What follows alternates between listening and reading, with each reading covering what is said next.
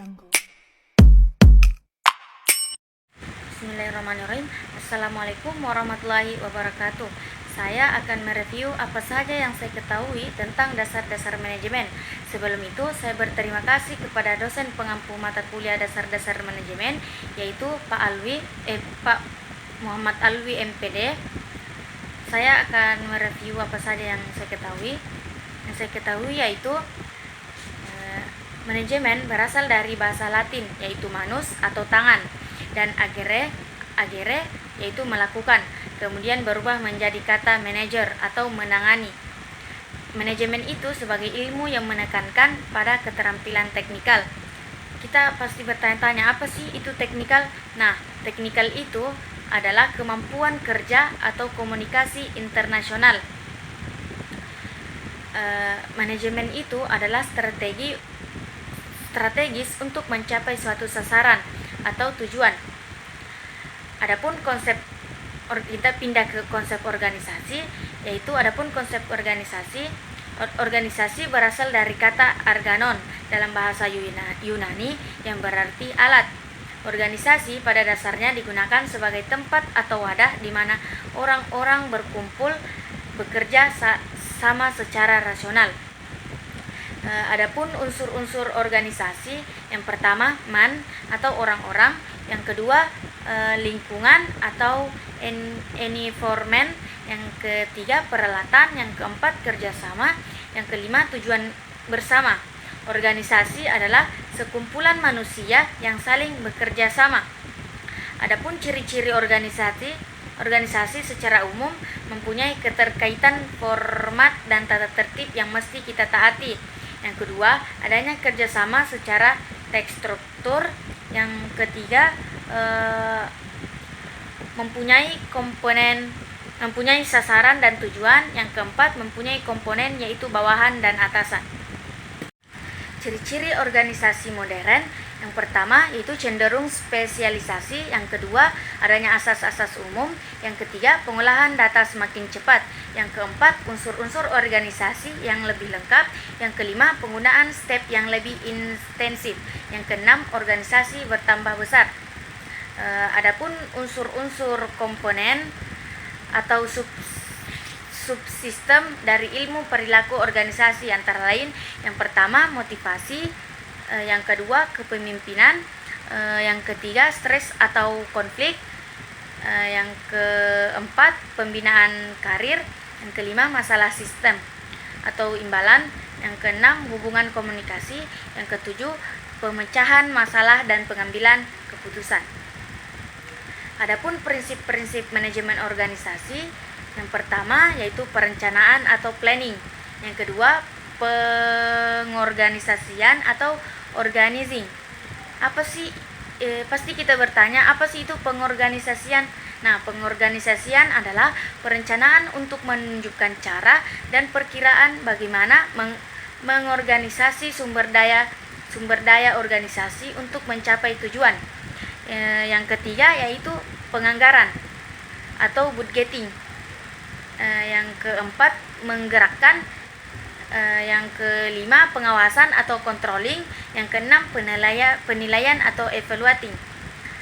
Dasar-dasar manajemen dan sumber daya manusia. Sumber daya ada dua, yaitu yang pertama manusia dan yang kedua non manusia. Contohnya non manusia, contohnya kursi, meja, dan aspal.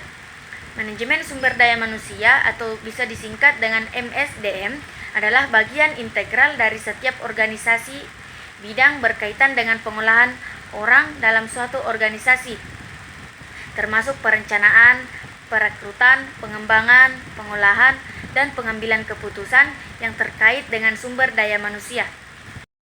Nah, mindset SDM atau peran utama MSDM, yang pertama perencanaan SDM, yang kedua perekrutan dan seleksi, yang ketiga pengembangan dan pelatihan, yang keempat pengolahan kinerja, yang kelima kompensasi dan manfaat, yang keenam manajemen hubungan, yang ketujuh kepatuhan hukum.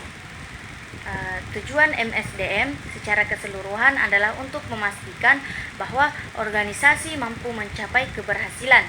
Adapun tantangan dalam manajemen SDM atau sumber daya manusia, yang pertama perubahan dalam lingkungan bisnis, yang kedua perubahan demografis dalam tenaga kerja, yang ketiga teknologi dan otomatisasi, yang keempat saingan global. Kita lanjut ke dasar-dasar manajemen strategis. Manajemen strategis adalah proses atau rangkaian aktivitas pengembalian keputusan yang sifatnya mendasar dan menyeluruh disertai dengan penerapan cara pelaksanaan yang dibuat. Tujuan utama manajemen strategi ada beberapa. Yang pertama, memberikan arah dalam mencapai tujuan. Yang kedua, menjaga kepentingan pihak. Yang ketiga, mengantisipasi setiap perubahan secara merata. Yang keempat, berkaitan dengan efektivitas dan efisiensi. Lanjut, dasar-dasar manajemen taktis dan pengambilan keputusan. Dasar-dasar manajemen taktis dan pengambilan keputusan adalah tindakan rasional untuk mencapai tujuan jangka pendek organisasi. Manajemen taktis adalah tindakan yang kita ambil dalam jangka singkat. Manajemen taktis adalah tindakan yang kita ambil dalam jangka singkat dan pendek.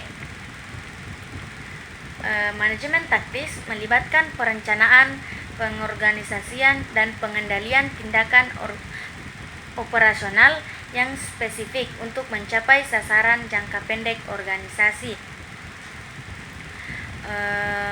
Proses pengambilan keputusan ada beberapa. Yang pertama, identifikasi masalah. Yang kedua, menentukan masalah atau tantangan yang harus dipecahkan. Yang ketiga, pengumpulan informasi. Yang keempat, pengumpulan data dan informasi yang relevan untuk masalah tersebut. Nah, selanjutnya analisis informasi. Yang pertama, menganalisis data dan informasi untuk memahami akar permasalahan. Yang kedua, pengembangan alternatif. Yang ketiga, membuat berbagai alternatif solusi untuk masalah yang diidentifikasi. Kita pindah ke evaluasi alternatif. Evaluasi alternatif, yang pertama, merencanakan rencana yang telah dipilih. Yang kedua, evaluasi dan pemantauan.